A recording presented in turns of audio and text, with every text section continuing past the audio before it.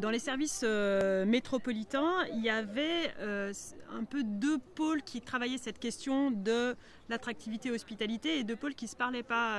beaucoup. Un plutôt tourné vers le développement économique, l'attractivité du territoire et tous ceux qui travaillent sur la marque de territoire, comment est-ce qu'on fait venir des gens, mais aussi comment on travaille sur le sentiment d'appartenance et la fierté. Et puis un deuxième pôle qui est plutôt sur tout ce qui est solidarité au quotidien. Donc là, on a finalement, même si ce n'est pas une compétence métropolitaine, beaucoup de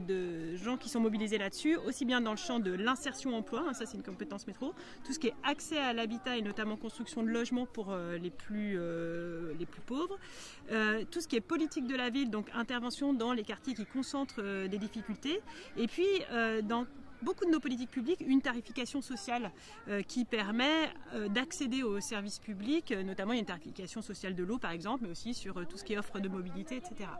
Donc ce que nous a amené ce terme même d'hospitalité, c'est une jonction entre ces deux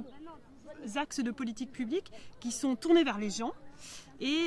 finalement, on sent que ce terme d'hospitalité, il nous invite à nous déplacer sur l'attention à tous les habitants et à comment est-ce que les interactions se jouent entre peut-être ceux qui sont de passage et ceux qui sont là depuis plus longtemps, entre ceux qui sont plus aisés et ceux qui le sont moins, entre ceux qui vivent dans certains territoires et ceux qui sont dans d'autres plus ruraux, plus urbains, plus précaires, etc. Donc voilà, c'est tout ce lien-là que nous invite à faire le terme hospitalité. Dans les transformations qui sont juste en train d'émerger, hein, puisqu'on est un peu dans ce moment aussi post-crise, post-confinement, qui nous a beaucoup interpellés sur cette question de comment est-ce qu'on vit bien sur un territoire. Il y a tout ce travail qu'on fait sur l'accueil. Alors l'accueil dans les services métropolitains, mais aussi dans les services communaux. On parle de plus en plus du bloc communal, hein, c'est tous ces services publics qui prennent soin au quotidien de la vie sur le territoire, c'est tous les services de proximité, comment est-ce qu'on se met à la portée de tous, qu'on ait attention dans notre façon de nous exprimer, le vocabulaire, l'accès physique, les horaires, etc., à une qualité de vie pour tous sur le territoire. Il y a un deuxième fil qui se développe sur cette question de l'hospitalité et qui travaille à la fois comment est-ce qu'on est accueillant pour des gens qui viennent de l'extérieur, pour ceux qui sont ici, c'est évidemment la qualité de vie au quotidien sur le territoire, c'est les espaces verts et la voirie, c'est l'offre de tourisme, de loisirs, etc.,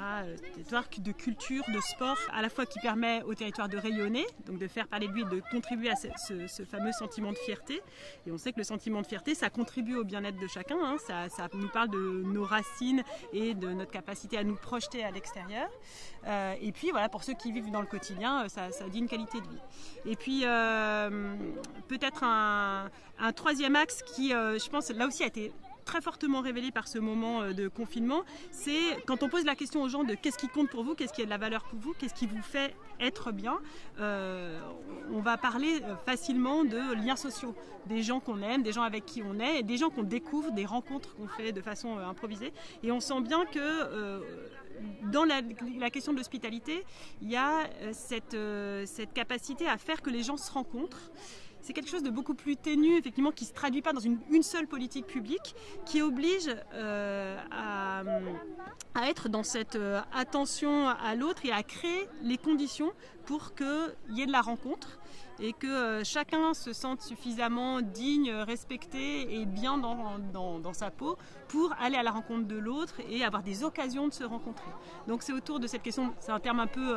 galvaudé maintenant, mais du vivre ensemble, mais qui dit bien ce moment où on se partage, où on se rencontre, et puis de l'affirmation de soi, l'estime de soi, comment moi, en tant qu'individu, je m'inscris dans un territoire, dans une société et dans une planète, puisque c'est bien à cette échelle-là aussi qu'aujourd'hui on pense à la fois nos vies et les politiques publiques. En fait, ce terme hospitalité, effectivement, il vient réorienter un peu notre boussole de territoire, ce qui nous oriente nos politiques publiques. Et ça, effectivement, ça vient nourrir notre travail sur les indicateurs de bien-être qui existent depuis longtemps, mais ça lui donne une orientation et une force supplémentaire. Je vais donner 2 exemples. Un point sur lequel on travaille de plus en plus là, dans nos politiques publiques, c'est toute la question du changement de comportement et du rapport à la sobriété. Et on sait que la sobriété, pour la plupart des gens, ça renvoie à quelque chose de l'ordre de la contrainte ou du renoncement. Et en fait, en l'orientant en disant, tiens, il y a des richesses qui sont pas liées à la consommation, mais qui sont liées au fait d'être en lien les uns avec les autres, au fait de pouvoir se réaliser, d'avoir une vie culturelle, de s'épanouir, etc.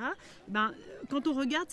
les indicateurs sous cet angle-là, on se rend compte que la sobriété peut être liée à une qualité de vie au quotidien, une forme de bien-être en tout cas. Et puis un deuxième axe, c'est autour de cette question de l'attractivité du territoire, de comment est-ce qu'on fait venir les gens, tout ce rayonnement. Non seulement ça oriente nos politiques publiques, mais c'est tellement important pour nous qu'on le mesure et qu'on évalue nos politiques au regard de ces indicateurs-là. On s'est outillé techniquement pour se dire est-ce qu'on va bien dans le bon sens. Et ça fait partie du travail qu'on conduit avec les chercheurs de réflexion ou de réflexivité sur nos politiques publiques et qui va nous aider à nous améliorer en continu.